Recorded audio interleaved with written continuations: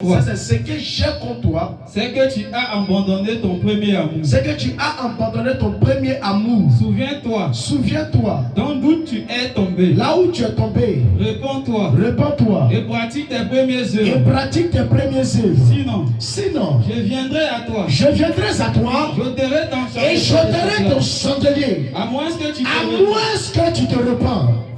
Amen. Ça, c'est le livre de Louis II. Regardez ma version Semeur.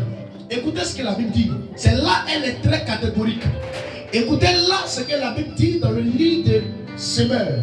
La Bible quoi? J'ai cependant un reproche à te faire. J'ai cependant un reproche à te faire. Mais, écoutez très bien. Il dit, à te faire. As-tu abandonné l'amour que j'avais au début, que tu avais au début? Écoutez le drame. Et le drame c'est quoi? Il dit alors, rappelle-toi d'où tu es tombé. Change et reviens de ta conduite. Sinon, je viendrai à toi et j'ôterai ta lampe à sa place. La lampe c'est quoi? La lampe c'est quoi? C'est la lumière. Amen. La lampe, c'est la lampe. Quand on parle de la lampe, c'est une lumière. Alléluia. Amen. Il dit, j'ai contre toi un reproche à te faire. C'est que tu as abandonné ton premier amour, tes premières œuvres. Alléluia. Amen. Pourquoi nous avons abandonné nos premières œuvres? La Bible nous dit quoi? Il dit, j'ai un reproche à toi, je dois te reprocher de quelque chose que moi, Dieu, je n'aime pas. Il va vous dire quelque chose que vous comprenez qui est très capital. C'est que Dieu ne tient pas compte à tes actes que tu poses, mais Dieu tient compte à l'égard de ton cœur que tu lui donnes. Amen. Qui comprend bien? Amen. Je récapitule. Dieu ne tiendra pas compte à tes actes, en d'autres termes, à ta voix, à ta manière de te comporter. Mais Dieu tient compte à ton cœur que tu lui donnes. Quelle est la position de ton cœur? Quelle est la position de lui, Dieu, dans ton cœur que tu lui donnes? C'est ça que Dieu regarde le plus. La Bible nous dit que nous avons connu des personnes en qui ont péché, Dieu ne les a pas pardonnés. Yes.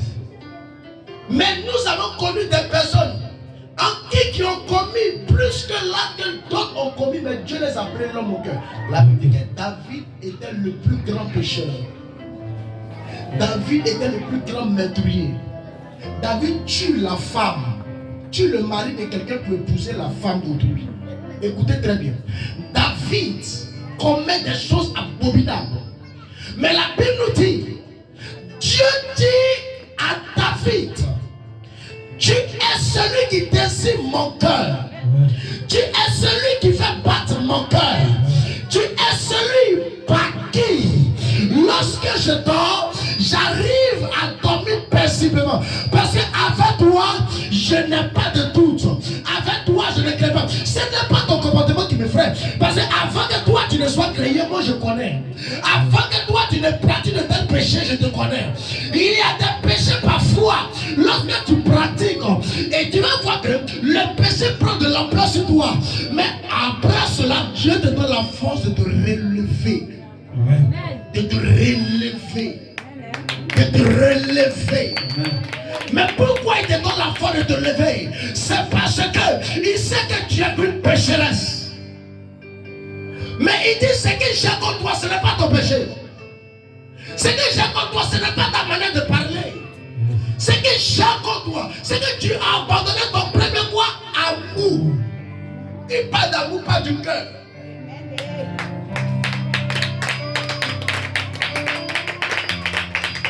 Tu peux être un voleur, tu peux être un braqueur, tu peux être un idolâtre. La Bible nous dit, Dieu n'atteste pas cela.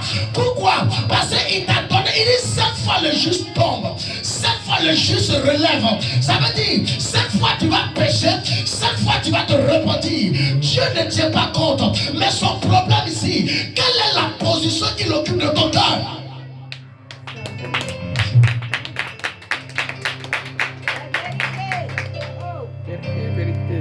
Est-ce que tu mets Dieu au centre de ta vie? Est-ce que tu mets Dieu au centre de ta destinée. Il dit, c'est ce que moi je te reproche. Je ne te reproche pas parce que tu es voleur. Je ne te reproche pas parce que tu es menteur. Je te reproche tout simplement parce que tu m'as oublié. Tu m'as écarté. Tu m'as mis à la deuxième position. Il dit, c'est ce que je te reproche. Il relit le verset, vous allez entendre. Mais ce que j'ai contre toi, c'est que tu as abandonné ton premier amour. Souviens-toi donc. Tu as vu? Il dit, souviens-toi donc. D'où tu es tombé. D'où tu as. Il te dit, mais arrête et pratique Les premiers œuvres. Les premières œuvres, en mot grec, signifie la priorité. La priorité, c'est quoi? C'est de mettre Dieu au centre de ton cœur. C'est de mettre Dieu au centre de ta vie. Amen. C'est ça qui est la première priorité de Dieu.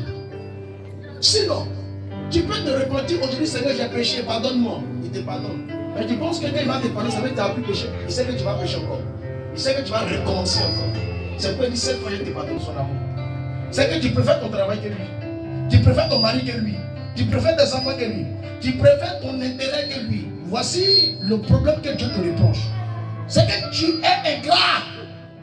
Il dit, rappelle-toi où tu étais. Où tu n'étais nulle part. Tu avais toute personne t'abandonner. Il y avait la sorcellerie qui t'oppressait.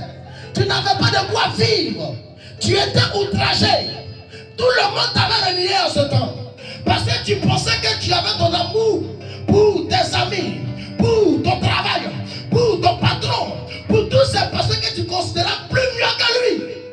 Mais la dernière position, où tu étais dans un embargo, où tu étais dans un problème, la Bible dit, Dieu a envoyé quelqu'un pour venir te relever, pour venir te repositionner. Mais toi, les gens qui ont suivi, les jours qui ont suivi, tu es retombé dans ton ingratitude. Dieu dit, j'ai contre toi un reproche à te faire. C'est que tu es ingrat.